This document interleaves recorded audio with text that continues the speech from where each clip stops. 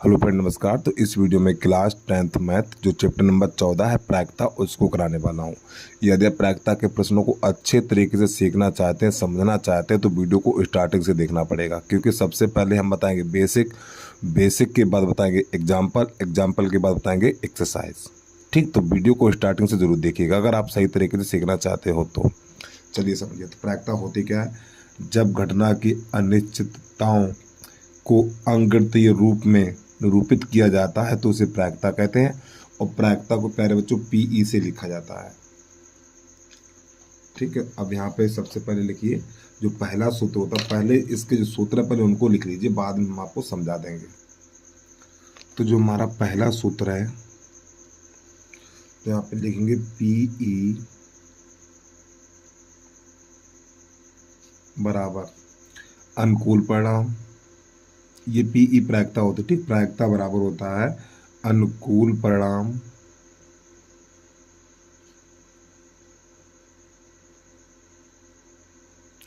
बटा कुल परिणाम। पहले आप सूत्र लिख लीजिए, अभी हम जब प्रश्नों को लगाएंगे तो आपको समझा देंगे। कुल परिणाम। ठीक, सूत्र नंबर पहला हो गया हमारा। और दूसरा सूत्र है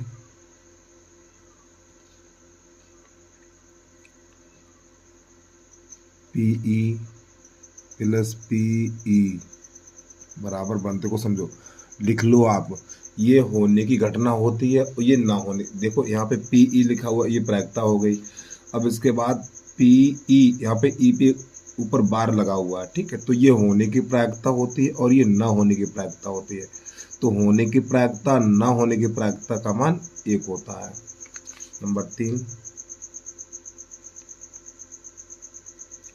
नंबर तीन है हमारा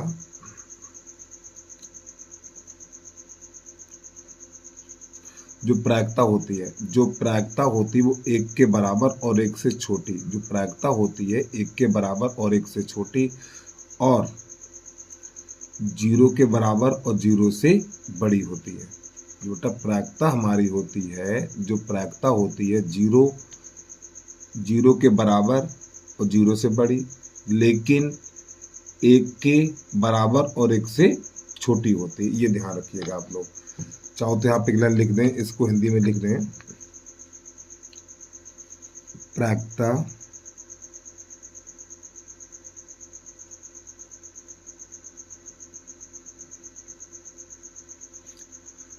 शून्य या शून्य से बड़ी तथा एक या एक से छोटी होती है। इस लाइन का मतलब है, ये असम का है हमारी, इसका मतलब है जो प्रायिकता होती है शून्य, यानी शून्य हो सकती है। ठीक है, शून्य से बड़ी, शून्य या शून्य से बड़ी, एक या एक से छोटी होती है। दूसरा पॉइंट नंबर 3 डाल के लिखिए, वो चौथा नंबर, सभी प्रायिकताओं का योग एक होता है। सभी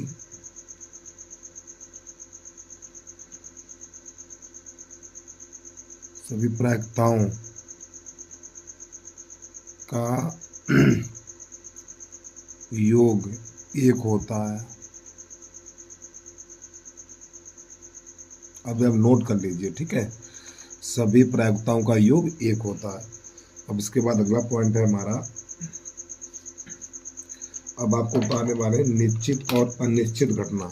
ठीक है, यहाँ पे नई लाइन से लिख लीजिए, निश्चित तथा अनिश्चित।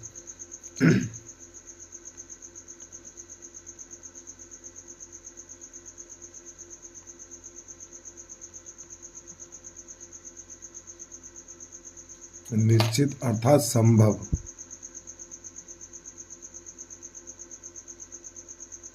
ठीक है, या अनिश्चित, चल क्यों नहीं रहे पेन यार।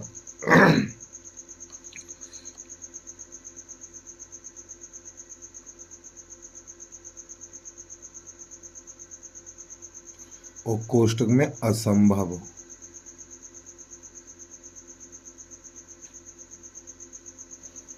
इसके बारे में आपको बताने वाला हूँ। निश्चित अर्थात संभव, अनिश्चित यानी असंभव। तो पहला पॉइंट लिखेंगे हम, तो यहां पर लिखेंगे निश्चित यानी संभव घटना की प्रायिकता 1 होती है।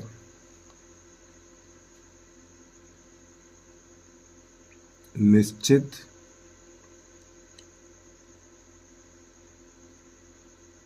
घटना की प्रायिकता 1 होती है।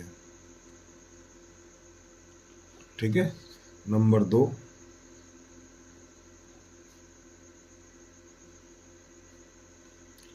अनिश्चित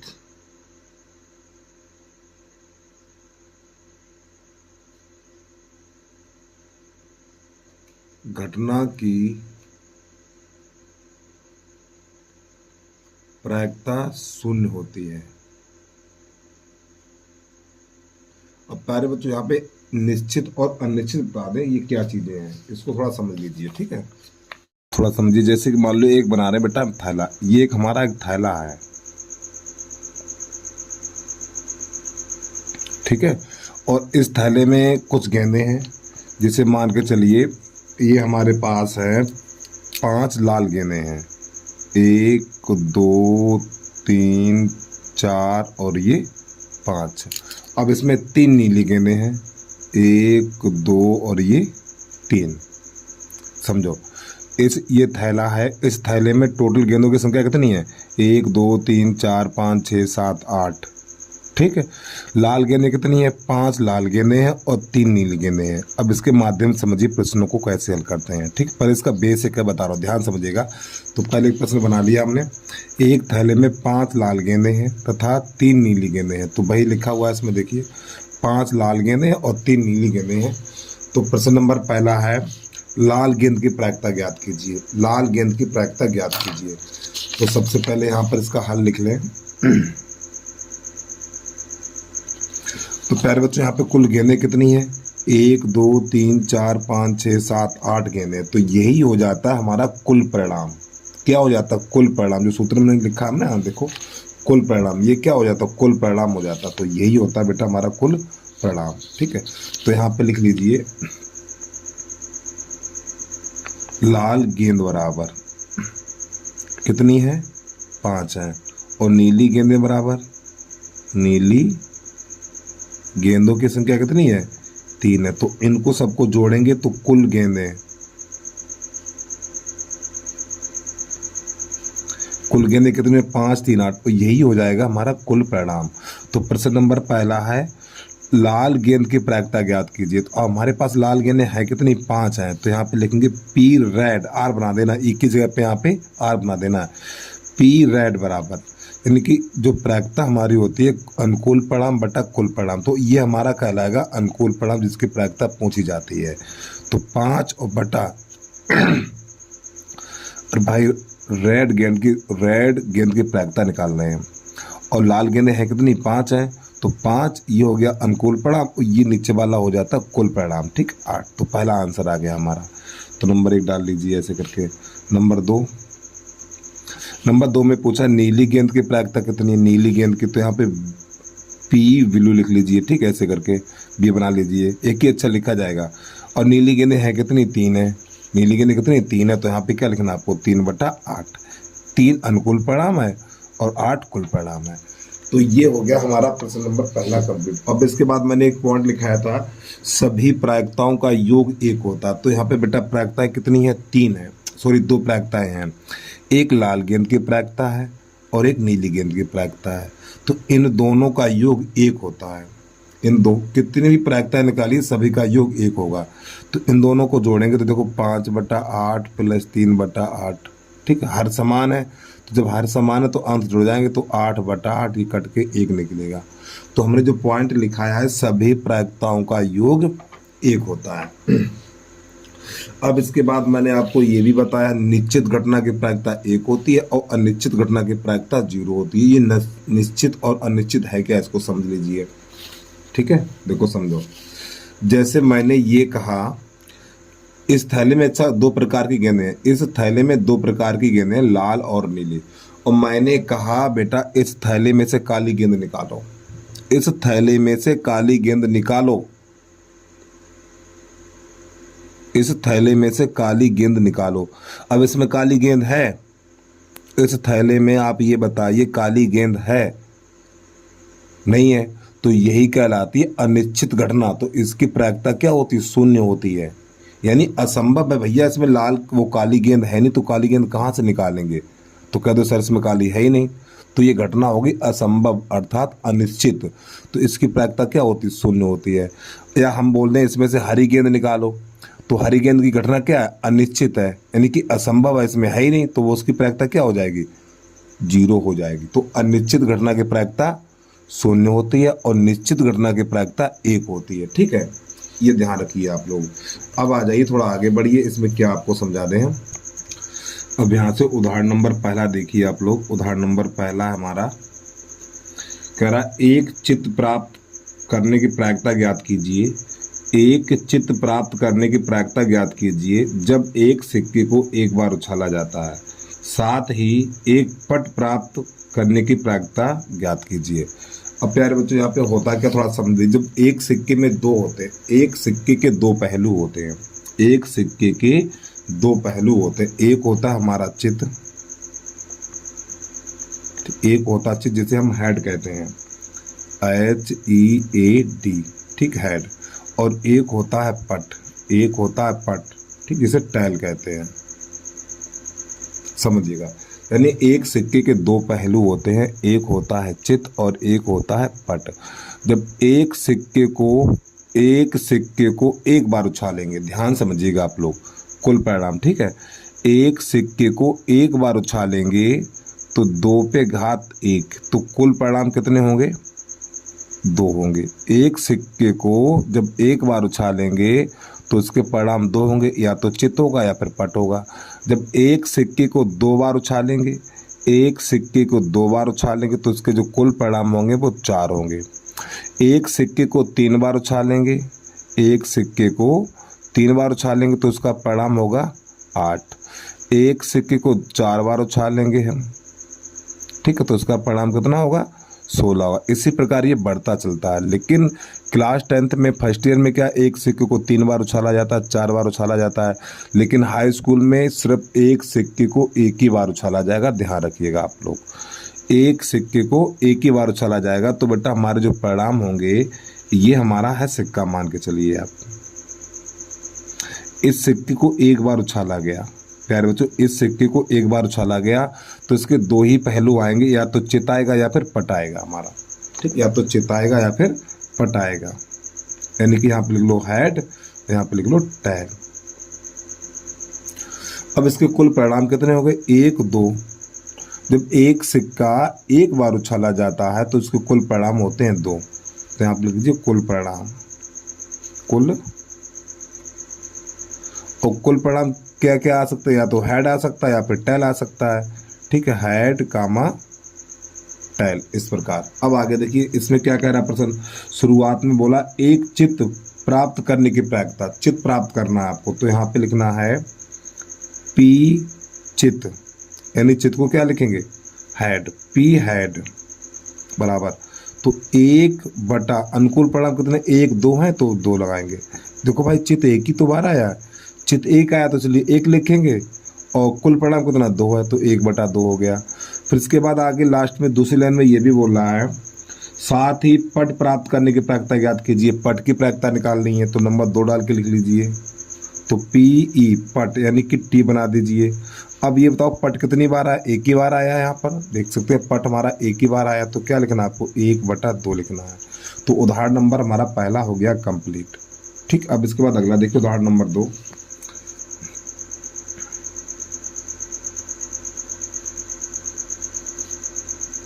उदाहरण नंबर 2 क्या कर रहा है, एक थैले में एक लाल गेंद है, एक नीली गेंद है और एक पीली गेंद है। तो यहाँ पे लिख लीजिए लाल गेंद बराबर कितनी है बेटा, लाल गेंदें 1 है, और इसके बाद नीली गेंदें, नीली गेंदें कितनी, ये भी 1 है, चलिए अच्छी बात है, और पीली गेंद कितनी है, पीली गेंद ये भी एक है, और कोई गेंदें हैं?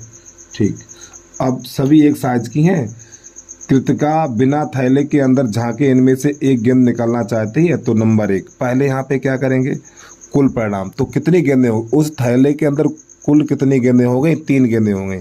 तो बेटा यही हो गया हमारा कुल परिणाम, 1 2 3। अरे भाई उस थैले में कितनी गेंदें हैं? 3 गेंदें हैं, एक लाल है, एक नीली है और एक पीली है। तो उस थैले के अंदर कितनी गेंदें हैं? 3 गेंदें हैं। तो यही हो गया हमारा कुल परिणाम। तो यहाँ तक कोई दिक्कत नहीं हुई होगी आपको। अब इसके बाद क्या करना है उसको देखिएगा। अब यहाँ पे प्रश्न नंबर पहला, यहाँ पे पीली गेंद की प्रायिकता निकालनी है आपको। यहाँ पर निकालनी है पीली गेंद की प्रायिकता। तो यहाँ पे क्या लिखेंगे, पी, चाहे हिंदी में पीली लिख दो चाहे येलो लिख दो, ठीक है, बाई बना दीजिए इस प्रकार। अब हमारे पास पीली गेंदें हैं कितनी? 1। कहाँ? 1। ये हमारा हो गया अनुकूल परिणाम। तो 1 और बटा ये हो गया कुल परिणाम, हो गया प्रश्न नंबर पहला। अब इसके बाद दूसरे में क्या करना है, दूसरे में निकालना है लाल गेंदें। तो पी रेड लिख लीजिए। अब हमारे पास लाल गेंदें कितनी है? 1 है। तो यहाँ पे 1 और बटा कुल परिणाम कितना? 3 है। तो ये भी हो गया 1/3। इसके बाद नंबर 3 में क्या पूछ रहा है? नंबर 3 में पूछ रहा है नीली होंगी, नीली की प्रायिकता निकालनी है। पी ब्लू कर दीजिए। तो नीली गेंदें कितनी है? 1 है। तो 1 और बटा 3 में यही रहेगा, कुल परिणाम रहेगा। तो हो गया ठीक। प्रश्न नंबर हमारा उदाहरण नंबर तीसरा भी कंप्लीट हो गया। और सभी प्रायिकताओं का योग 1 होता है, अगर इनको जोड़ना चाहो तो 1 ही निकलेगा। अब इसके बाद अगला देख लीजिए। अब यहाँ से हमारा उदाहरण नंबर 3 है, उसको देखिएगा।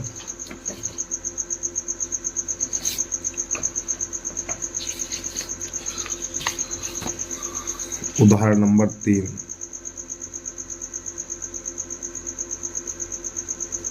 क्या कह रहा है देखो। मान लीजिए कि एक पासा एक बार फेंका जाता है। अब ध्यान समझिएगा बेटा, जब एक पासे को एक बार फेंका जाता है, एक पासे में कितनी सतह होती है? पासे में 6 सतह होती हैं, ठीक है। वो एक पासे में 6 सतह होती हैं। आपने लूडो वाली गोटी देखी है बेटा, पासा कहलाता है हमारा। वो जो लूडो वाली गोटी होती है वो पासा कहलाता है। तो उस पासे पर 1 से लेके 6 तक अंक अंकित होते हैं, ये आपको पता होना चाहिए, ठीक है। तो एक पासे को 6 सतह होते तो पहले 6 लिखेंगे। एक पासे को एक बार फेंका जाता है, तो कुल परिणाम कितने होते हैं? 6। और एक पासे को 2 बार फेंका जाता है तो कुल परिणाम होते हैं 36। और एक पासे को 3 बार फेंका जाता है तो कुल परिणाम हो जाएंगे हमारे 216, ठीक। ये 6 का घन हो गया हमारा। देखो एक पास, यहाँ पे कुल पासों की सतह की संख्या 6 होती है। तो जब एक पासे को एक बार फेंका जाता तो कुल परिणाम 6 होते हैं। 2 बार फेंका जाएगा तो 36 होंगे, 3 बार फेंका जाएगा तो 216 होंगे। अब यहाँ पे समझिए, यहाँ पर एक पासे को एक बार फेंका जाता है। जब एक पासे को एक बार फेंका जाता है तो कुल परिणाम कितने होंगे? 6 होंगे। तो वो कौन कौन से होंगे देखिए समझिए। तो यहाँ पे लिखेंगे कुल परिणाम, कुल परिणाम बराबर।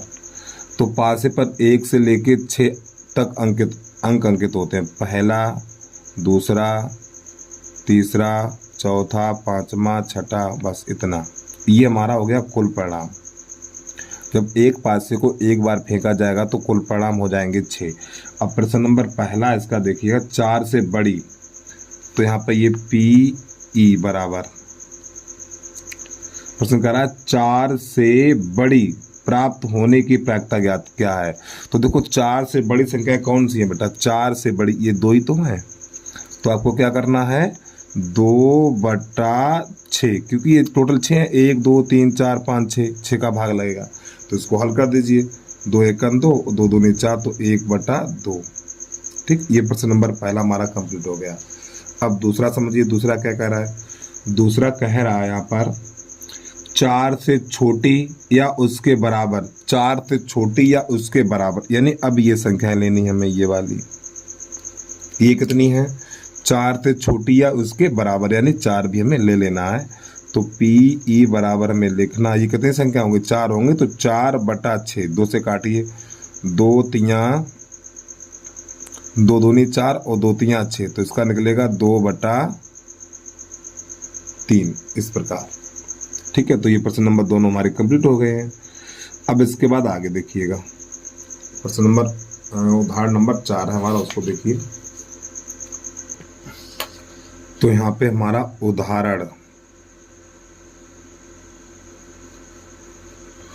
नंबर 4 है।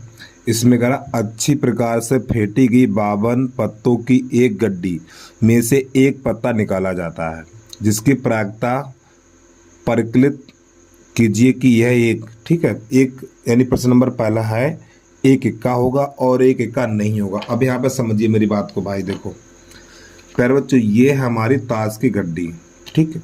ये ताश की गड्डी में 52 पत्ते होते हैं। कितने पत्ते हैं? ये 52 पत्ते होते हैं इसमें, ठीक है। और इसी में लोग बाग पूरे दिन में इस 52 पत्तों में ही पूरा दिन निकाल देते हैं, ठीक है। अब समझिए, इसमें 52 पत्ते होते हैं। इस गड्डी को अच्छे तरीके से फेंटा गया। फेंटने का अर्थ है इस गड्डी के पत्तों को अच्छे तरीके से मिला लिया गया, ठीक है। ऐसे करके फेंट देते, अच्छी तरह से इसको मिला दिया गया। अब यहाँ पे समझिए, अब प्रश्न क्या कह रहा है, एक इक्का होगा। तो इक्का देखो कौन कौन सा आपको दिखा दूं मैं। हर इस यानी कि हर गड्डी में 4 प्रकार के पत्ते होते हैं। देखो एक इक्का ये है, इसको साइड पे निकाल रहे हैं हम। और एक इक्का ये चिड़ी का इक्का कहलाता है और ये पान का इक्का कहलाता है। आगे देखिए जी, ये वाला ईंट का चिन्ह है, ठीक है। ये एक्स्ट्रा पत्ता होता है गड्डी में। ये वाला पत्ता है ना, ये जो चिलगुड्डा है, ये जोकर है, ये तब यूज करते हैं जैसे कोई गड्डी का पत्ता खो जाता है, ठीक, उसकी जगह पे इसको यूज कर लेते हैं। बिल्कुल सेम होता है, बस यहाँ पे देखिए बाहर तरफ एक ही होता है। ये वाला इक्का, ये वाला जो इक्का हुक्म का है, 4 इक्के होते हैं, ठीक है। ये देखिए ये ईंट का इक्का है, ठीक, इस प्रकार। तो ये 52 पत्ते हो गए गड्डी में हमारे। कितने पत्ते हैं? इन 52 पत्तों में सिर्फ एक इक्का चाहिए। अब मेरी बात को समझिए बेटा, तो ये जो टोटल पत्ते हैं इन चारों को मिलाकर ये 52 पत्ते हो गए। तो कुल परिणाम हो गया हमारा 52। लेकिन इक्के की बात करिए तो इक्के कितने हैं इसमें? देखिए इक्के बेटा है इसमें 4, ये 4 इक्के कहलाते हैं हमारे, ठीक है। तो ये 4 इक्के हैं और ये 52 पत्ते हैं टोटल, ठीक है। 48 पत्ते ये बचे हुए, लेकिन पत्ते पूरे 52 ही गिने जाएंगे। अब समझिएगा क्या करना है इसको हमें। देखो तो यहाँ पे जो कुल परिणाम है, उदाहरण नंबर 4 है, तो यहाँ पे देखेंगे कुल परिणाम।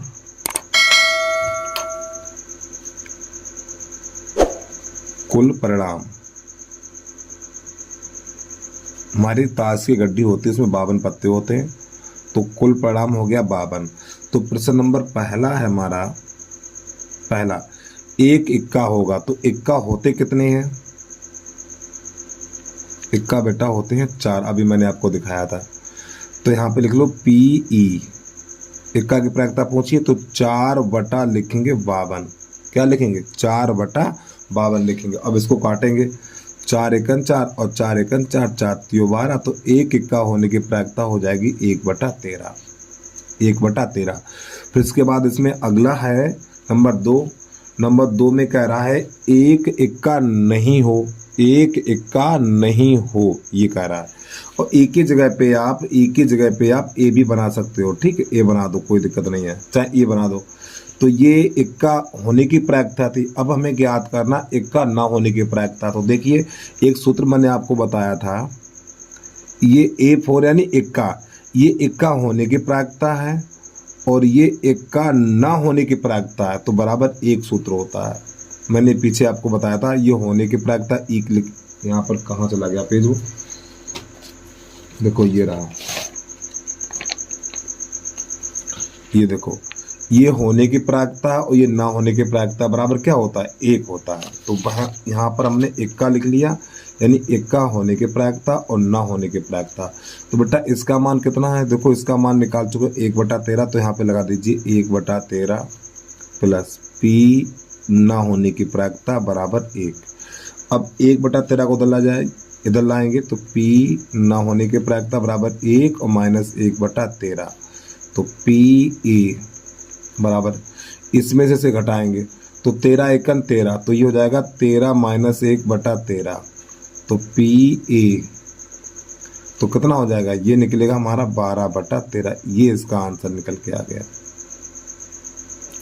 तो ये हमारी होने की प्रायिकता है, ना होने की प्रायिकता का मान 1 होता है। अब होने की प्रायिकता का मान 1/13, तो यहाँ पे 1/13 लगा दिया, 13 को लेके इधर घटा दिया, तो आंसर निकला 12/13। ये क्या है? ना होने की प्रायिकता निकल के आ गई है, ठीक है। तो प्रश्न नंबर हमारा 4 भी कंप्लीट हो गया है। अब इसके बाद आप कुछ हिंदी कुछ नहीं लिखनी, ड्रामाबाजी आपको, बस खाली इतना समझिए। अगला प्रश्न देखिए, वाह यहाँ पे लिख लीजिए उदाहरण नंबर 5।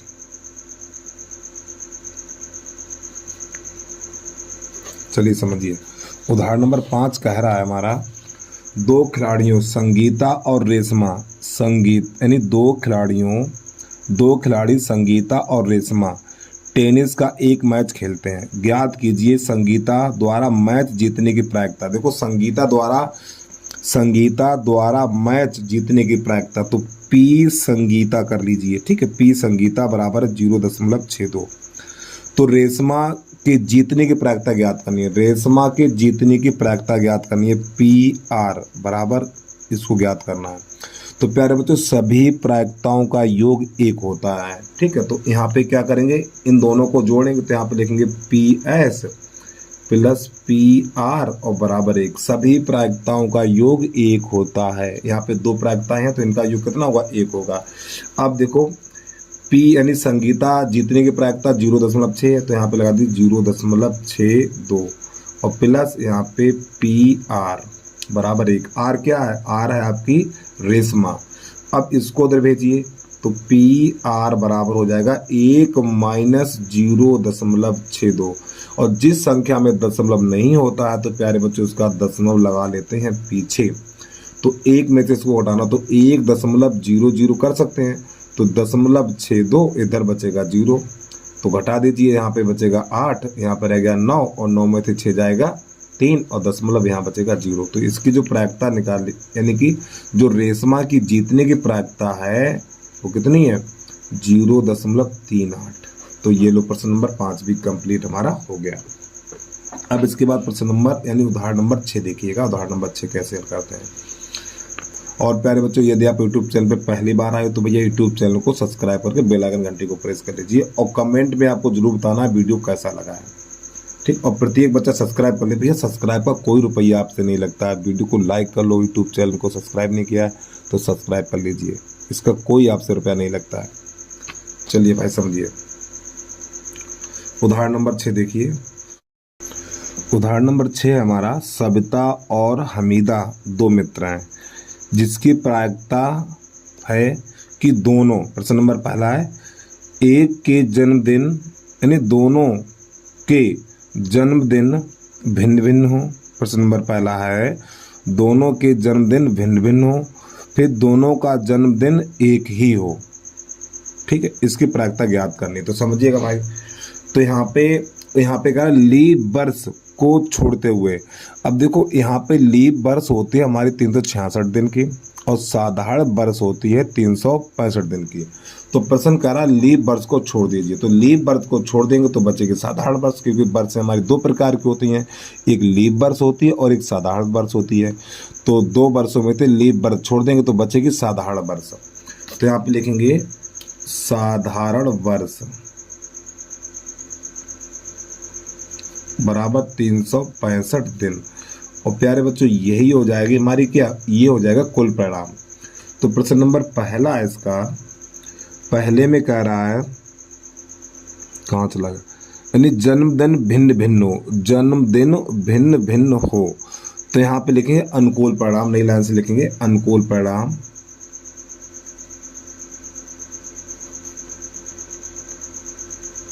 जब भिन्न भिन्न की बात करेगा तो 365 में से 1 घटा देंगे, 365 में से 1 घटाएंगे तो बचेगा 364, ठीक। ये हो जाएगा अनुकूल परिणाम और ये हो जाएगा हमारा कुल परिणाम, ठीक है। तो यहाँ पे लिखना है, यानी कि यहाँ पे भिन्न भिन्न की प्रायिकता निकालने हैं, तो यहाँ पे लिखेंगे P, यहाँ पे लिख लो P हमीदा का जन्मदिन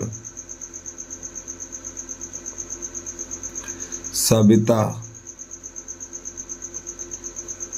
के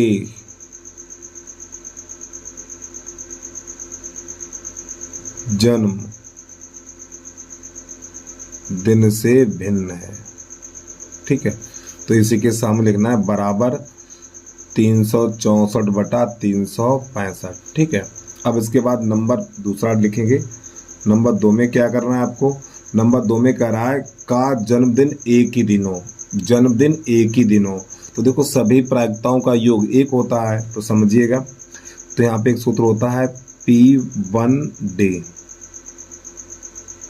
ऐसे करके, यानी एक ही दिन हो। ठीक है। और प्लस P1 डे,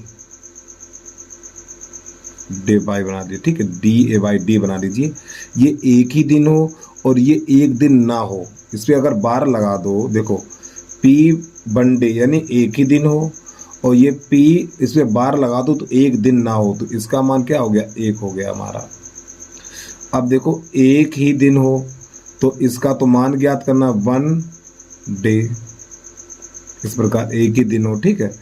अब इसके बाद एक दिन ना हो अर्थात भिन्न भिन्न हो, तो इसका मान ये निकाल चुके हैं हम। देखो ये 64/365, वो 364/365, तो प्लस 364/365 बराबर 1। इसको उधर भेजिए तो यहाँ पर हो जाएगा P एक ही दिन हो। ठीक है।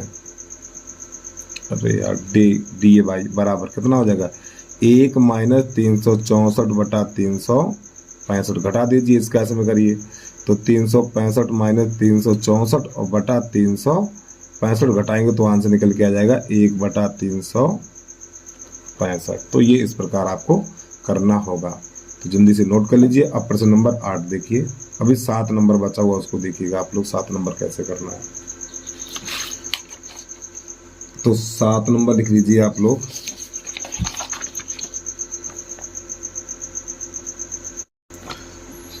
किसी स्कूल की कक्षा 10 में 40 विद्यार्थी हैं, जिसमें से 25 लड़कियां। तो लड़कियों की संख्या हमने 25 लिख ली है और 15 लड़के हैं, तो लड़कों की संख्या 15 है। तो यहाँ पे कुल कितने विद्यार्थी हो गए? इन दोनों को जोड़ दिया, 40 हो गया। प्रश्न आगे कह रहा है एक यानी कक्षा अध्यापिका को एक विद्यार्थी कक्षा प्रतिनिधि के रूप में चुनना है। वह प्रत्येक विद्यार्थी का नाम एक अलग कार्ड पर लिखती है, जबकि कार्ड पर एक जैसे हैं, यानी जबकि कार्ड एक जैसे हैं। फिर वह इन कार्डों पर एक थैले में डाल कर अच्छी तरह से हिला देती है। इसके बाद वह थैले में से एक कार्ड निकालती है। इसकी प्रायिकता ज्ञात कीजिए कि कार्ड पर लिखा हुआ नाम लड़की है या लड़का है। तो चलिए समझिएगा प्रश्न नंबर पहला। तो यहाँ पे लिखेंगे P, यानी पहला क्या कह रहा है? लड़की, तो P गर्ल, जी बना दीजिए ऐसे करके। तो प्यारे बच्चों यानी गर्ल की प्रायिकता ज्ञात कर रहे हैं। तो गर्ल यानी लड़कियां कितनी है? 25 हैं, तो आपको 25/40 लिख देना है। 5 से काट दीजिए, 5 25, 5 8 40, इसका आंसर आ जाएगा 5/8 हो गया पहला। दूसरा नंबर 1 डाल लीजिए यहाँ पर। नंबर 2 में लड़की की प्रायिकता निकालनी है, तो PY लिख लीजिए। अब लड़कों की संख्या कितनी है? लड़कों की संख्या देखिए 15 है, तो यहाँ 15/8 लिख, 15/40, तो 5 3 15 और 5 8 40, तो इसका आंसर आ जाएगा 3/8 हो गया प्रश्न। ठीक है। तो उम्मीद है आपको समझ में आ गया होगा। चलिए भाई अगला नोट करिए। प्रश्न नंबर है हमारा प्रश्न नंबर 8, उदाहरण नंबर 8 देखिए आप लोग क्या कर रहा है। एक बक्से में 3 नीली, 2 सफेद, 4 लाल कंचे हैं। अच्छी बात। तो एक काम करिए, तो बेटा नीले कंचे कितने हैं? नीले कंचे बराबर 3 है और सफेद कंचे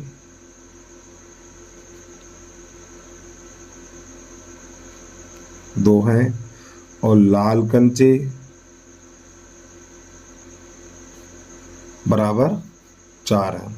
इस प्रकार अब यहाँ पे कुल कितने परिणाम हो गए? 5 और 4 9, तो बेटा कुल परिणाम बराबर हो गया हमारा 9। अब आगे देखिए क्या करा। सफेद की प्रायिकता ज्ञात कीजिए। सफेद की प्रायिकता ज्ञात करनी, तो PW व्हाइट। ठीक है, ऐसे करके। सफेद कितने हैं? 2 हैं, तो 2/9 हो गया इसका आंसर। नंबर 1 डाल दीजिए। नंबर 2 में क्या कह रहा है? नंबर 2 में कह रहा है नीला, तो नीले कितने हैं? 3 हैं। नीले कितने? 3 हैं, तो P ब्लू कर दीजिए। बराबर कितना हो जाएगा? 3/9। तो जो कट जाए उसे काट दो, तो 1/3। ठीक है। फिर इसके बाद नंबर 3 में क्या पूछ रहा है? नंबर 3 में कह रहा लाल, पी रेड कर दीजिए, और लाल कितने हैं, 4 हैं, तो 4/9 हो गया प्रश्न। ठीक है, तो उम्मीद है आपको समझ में आ गया होगा। चलिए जल्दी से नोट करिए, अगला करिए आप। उदाहरण नंबर 10 चलेगा, सॉरी 9 नंबर। तो उदाहरण नंबर 9 है हमारा, हरप्रीत 2 भिन्न भिन्न सिक्कों को एक साथ उछालती है। ठीक है, जैसे मान लीजिए कि 1 रुपए का सिक्का है, 2 का सिक्का है, तो इसकी प्रायिकता ज्ञात कीजिए कि वह कम से कम एक चित्त प्राप्त हो। अब ध्यान समझिएगा, देखो आपको पहले बता चुका हूँ, जब बेटा एक सिक्के के 2 पहलू होते हैं, एक चित होता और एक पट होता है, स्टार्टिंग में आपको बता चुका हूँ मैं। एक सिक्के को एक बार उछाला जाएगा तो इसके कुल परिणाम होंगे 2। कितने होंगे, 2 होंगे। जब एक सिक्के को या 2 सिक्कों को एक बार उछाला जाएगा, ठीक है, एक सिक्के को 2 बार उछाला जाएगा या 2 सिक्कों को एक बार उछाला जाएगा, ठीक है, एक ही बात है। तो यहाँ पर इसके परिणाम कितने होंगे, 4 होंगे। तो वो 4 परिणाम कौन कौन से होंगे तो समझिएगा। तो यहाँ पे लिखेंगे कुल परिणाम, कुल, जब एक सिक्के को 2 बार उछाला जाएगा तो बेटा कुल परिणाम होंगे हमारे पास 4। वो 4 परिणाम कौन कौन से होंगे देखिए, समझिए आप क्या क्या हो सकते हैं।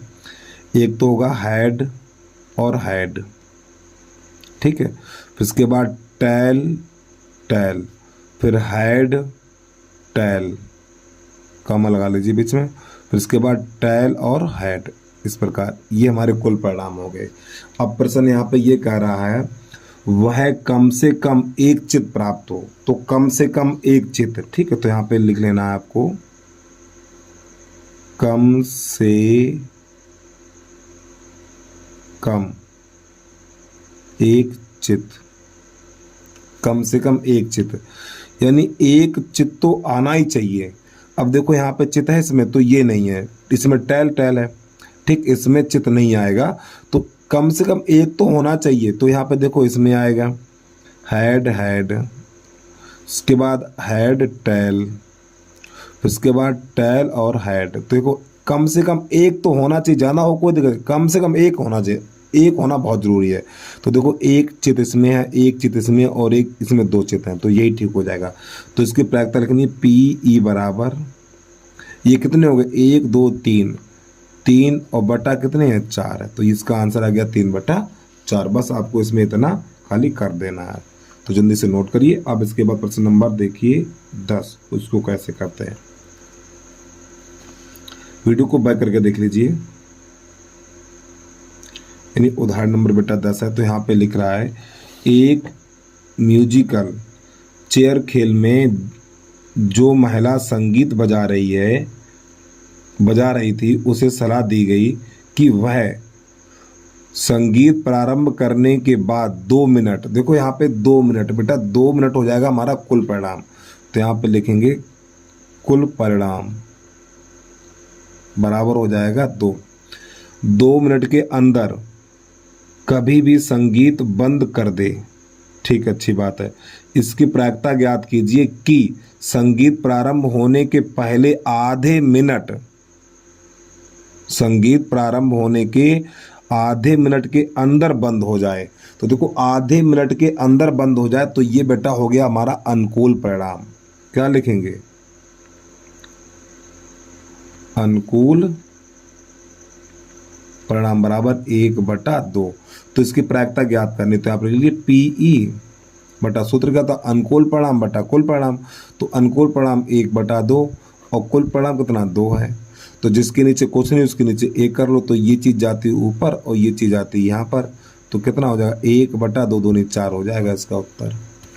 ठीक है, चलिए भाई जल्दी से नोट कर लीजिए। अब इसके बाद देखिए उदाहरण नंबर 11। एक लापता हेलीकॉप्टर के बारे में सूचना मिलती है कि वह आकृति यानी 14.2 में दर्शाए गए आयताकार क्षेत्र में कहीं गिर गया। इसकी क्या प्रायिकता है कि वह आकृति में दर्शाएगी झील में गिरा है। चलिए समझिए। अब यहाँ पे एक चित्र बना लें। ये हमारा दिया हुआ है एक आयताकार, ठीक है, और प्यारे बच्चों यहाँ पर ये झील है हमारी, ठीक है, लेक LAKE, ठीक है, ये झील है हमारी, जिससे पानी भरा हुआ झील में, ठीक है ये। अब समझिए, अब इसकी जो लंबाई है वो कितनी है, 4.5 है किलोमीटर, ठीक। और इसकी लंबाई इतनी खाली ये हमारी 2 है, तो ये कितने बचेगी, ये वाली बचेगी 2.5।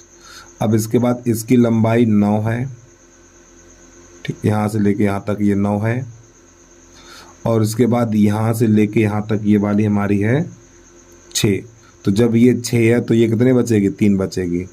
तो हमारे झील की जो लंबाई चौड़ाई निकली है बेटा, देखो जो हमारा यानी झील की लंबाई 3 है, चौड़ाई 2.5 है, ठीक। और ये हमारा एक क्या आयताकार, क्या है ये, 1 मिनट,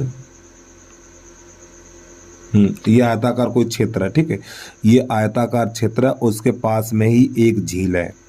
तो मैं ये ज्ञात करना है जो हेलीकॉप्टर गिरा है वो झील में गिरा है कि नहीं गिरा, ये यानी झील में गिरा, इसकी प्रायिकता ज्ञात करनी है हमें। तो सबसे पहले क्या करेंगे, यहाँ पे इस यानी जो हमारा हेलीकॉप्टर वाली जरूरी तो ना यहीं पे गिर सकता है, तो इतने क्षेत्र में कहीं पर भी गिर सकता है, तो इसकी प्रायिकता ज्ञात करनी है। तो यहाँ पे लिखेंगे आयताकार क्षेत्रफल, यानी इतने क्षेत्र में हेलीकॉप्टर कहीं पर भी गिर सकता है। तो यहाँ पे लिखेंगे आयत का क्षेत्रफल, आयत का क्षेत्रफल, इसका क्षेत्रफल तो लंबाई गुणा चौड़ाई, ये तो पता ही होगा। और इसकी लंबाई कितनी है, 9 है, और चौड़ाई है हमारी 4.5। इसका गुणा करा दीजिए, जब इसका गुणा कराएंगे तो हमारा निकलेगा 40.5 किलोमीटर स्क्वायर। अब इस झील का क्षेत्रफल निकालेंगे तो प्यारे बच्चों ये हमारा कुल परिणाम हो जाएगा, ठीक है। ये झील का क्षेत्रफल निकालेंगे तो नई लाइन से लिखेंगे झील का क्षेत्रफल, झील का क्षेत्रफल। तो यहाँ पे लंबाई गुणा चौड़ाई, यही सूत्र लगा देना, लंबाई गुणा चौड़ाई।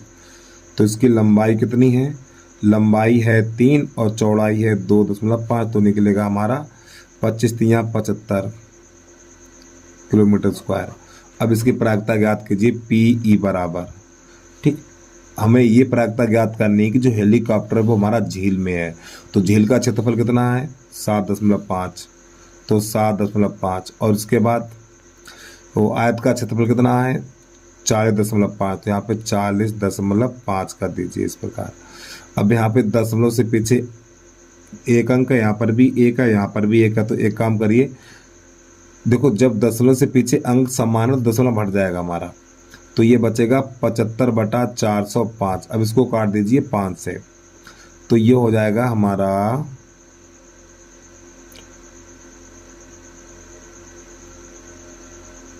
ये 5 से काटेंगे ना हम, तो 5 एकन 5 और 5 तो 15, कुछ गलत तो नहीं हो गया, 5 से काटेंगे, हाँ 5 एकन 5 5 25 हो जाएगा, ठीक सही है। इसको 5 से काटेंगे, जब इसको 5 से 5 2 40, 5 एकन 5, अभी कट जाएगा हमारा 3 से, और 3 पंजे 15, और ये हो जाएगा 27। तो जो इसका आंसर निकलेगा 5/27 निकल के आ जाएगा। तो ये हो गया प्रश्न नंबर हमारा कौन सा है, उदाहरण नंबर 11 कंप्लीट। अब इसके बाद देखिए प्रश्न नंबर 12, उसको कैसे हल करेंगे। एक डब्बे में 100 कमीजें हैं, जिनमें से 88 अच्छी हैं तथा 8 में थोड़ी सी खराबी है और 4 में अधिक खराबी है। एक व्यापारी जिम्मी वे ही कमीजें स्वीकार करता है जो अच्छी हैं, जबकि एक अन्य व्यापारी सुजाता उन्हीं कमीजों को स्वीकार करती है जिसमें खराबी है। इस डब्बे में से एक कमीज को आदर्श रूप से निकाला जाता है जिसकी क्या प्रायिकता है, ठीक, वह कमीज खराब हो। तो समझिएगा, तो यहाँ पे कुल परिणाम लिखेंगे हम, कुल परिणाम बराबर 100। तो इसका प्रश्न नंबर पहला है, जिम्मी को स्वीकार हो,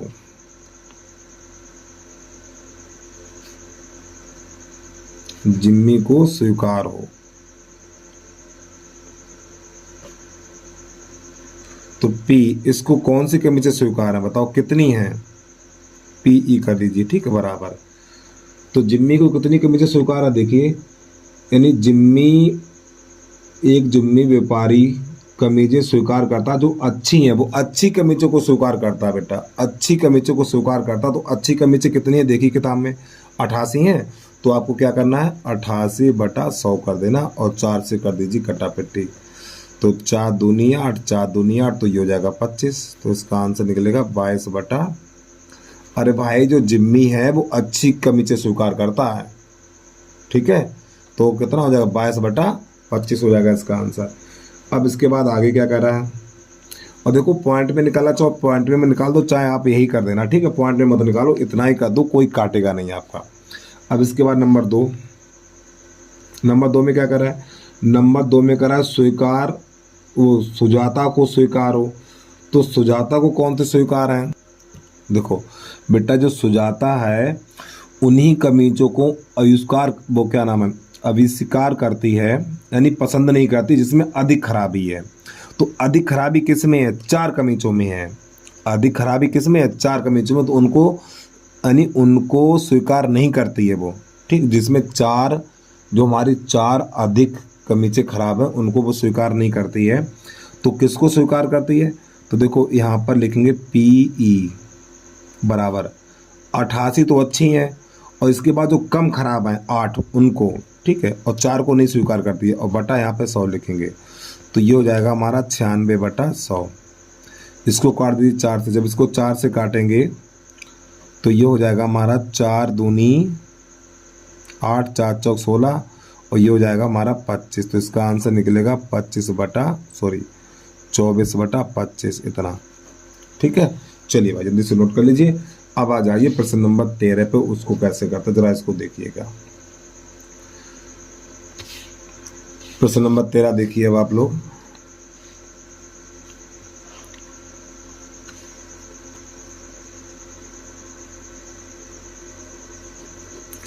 प्रश्न नंबर 13 कह रहा है एक स्लेटी पासे और एक नीले पासे को एक साथ फेंका जाता है, सभी संभावित परिणामों को लिख लिया जाता है। देखो जब 2 पासों को एक साथ फेंका जाएगा तो कुल परिणाम होते हैं 36, आपको पीछे बता चुका हूं मैं। और पासे पे 1 से लेकर 6 तक ही अंक अंकित होते हैं। तो इसकी प्रायिकता ज्ञात कीजिए कि दोनों पासों की संख्या का योग 8 हो, 13 हो और 12 हो, यानी 12 से छोटी हो। तो समझिएगा, तो यहाँ पे जब 2 पासों को एक साथ फेंका जाएगा तो कुल परिणाम, तो सबसे पहले हमें लिखना है कुल परिणाम, ठीक है।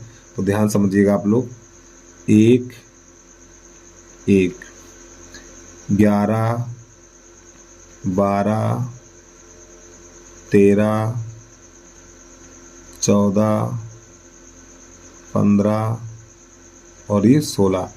फिर आपको लिखना है यहाँ पर 21 22 23 24 25 और ये 26, ठीक है। फिर यहाँ पे लिखना 31, कामा लगाना बीच में, 32 33 34 35 और ये 36। फिर इसका 41 42 43 44 45 और 46। फिर लिखना हमें 51 52 53 54 55 और 56। फिर इसके बाद 61 62 63 64 65 और जी 66। तो प्यारे बच्चों इस प्रकार ही हमारे कुल परिणाम हो गए 36। तो यहाँ पे लिखना हमें कुल परिणाम बराबर 36। अब प्रश्न नंबर कह रहा है जिसका योग 8 है, ठीक, नंबर पहला योग कितना है 8 है। अब समझो, तो यहाँ पे पहले लिखने PE बराबर बटा 36, समझिए। अब यहाँ पे आपको ऐसे युग्म छांटने हैं जिनका योग 8 है। आपको इसमें ऐसे युग्म छांटने हैं जिनका योग 8 है। तो किसका किसका 8 है देखिएगा, ये 8, तो बेटा 8 वाला कौन आएगा, 8 वाले ये वाले आपको मिलेंगे। देखो यहाँ से एक 8 वाला ये मिलेगा और एक 8 वाला ये मिलेगा, एक 8 का ये मिलेगा, एक ये मिलेगा और एक ये मिलेगा। तो कितने मिले हैं ये, देखो 6 2 8 5 3 8 4 4 8 5 3 8 6 2 8 और पेनी 8 मिलेगा। तो 1 2 3 4 5, तो क्या हो जाएगा 5 हो जाएगा। इसका पहला आंसर हो गया हमारा, यानी 5/36। ठीक है, अब थोड़ा आगे समझिए, दूसरा पेज लगा लें यहाँ से हम लोग।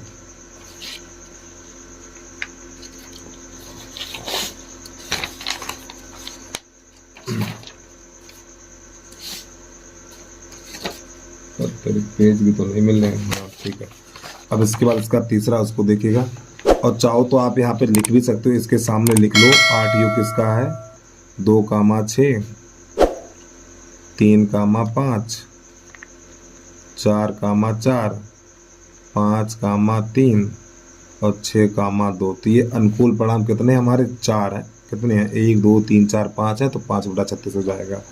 अब इसके बाद अगला प्रश्न है जिसका योग 13 हो, जिसका योग 13 हो। ठीक, अब देखो यहाँ पे कोई ऐसा युग्म है जिसका योग 13 है, कोई ऐसा युग्म है जिसका योग 13 है। देखो इसमें 12 तो है, 13 तो नहीं दिख रहा है। तो प्यारे बच्चों ये घटना कैसी, अनिश्चित है, तो इसका 0 आंसर हो जाएगा। ठीक है, तो यहाँ पे नंबर 2 डाल के लिख देंगे, नंबर 2 डाल के लिखिए। यानी कि यहाँ पे इसमें देखिए, इसमें किसी का भी योग 13 नहीं है, तो इसकी प्रायिकता क्या होगी, 0 होगी। तो नंबर 2 डाल के लिख लीजिए आप PE, या चेंज कर दीजिए। देखो प्रायिकता उसको हमने E कर लिया था, इसको आप कर लीजिए आप, तो कोई दिक्कत नहीं, E कर लो कोई दिक्कत नहीं। तो इसका हो जाएगा 0। ठीक है, अब इसके बाद नंबर 3, नंबर 3 में क्या कह रहा है, नंबर 3 में कह रहा है, क्या कह रहा है यार, नंबर 3 में ये कह रहा है 12 से छोटी या उसके बराबर हो, 12 से छोटी या उसके बराबर हो। ठीक, ऐसा युग्म जिनका योग 12 और 12 से, यानी कि 12 से छोटी हो और 12 के बराबर हो, तो ये सभी संख्या आ जाएंगे हमारे। ये बेटा 36 परिणाम है, सभी आ जाएगा। ठीक है, तो 36/36 लिखा जाएगा। तो यहाँ पे लिखेंगे PE बराबर क्या लिखना हमें, 36/36 इस प्रकार। तो ये इससे कट जाएगा, तो इसका आंसर निकलेगा 1। तो यही हो गया प्रश्न का आंसर हमारा। तो बस प्यारे बच्चों आज के लिए इतना ही। तो अब इसके बाद अब आपको अगला जो वीडियो मिलेगा वो उसमें प्रश्नावली चलाने वाले हैं 14 10+1। ठीक है, चलिए भैया बस आज के लिए इतना ही। जय हिंद, जय भारत।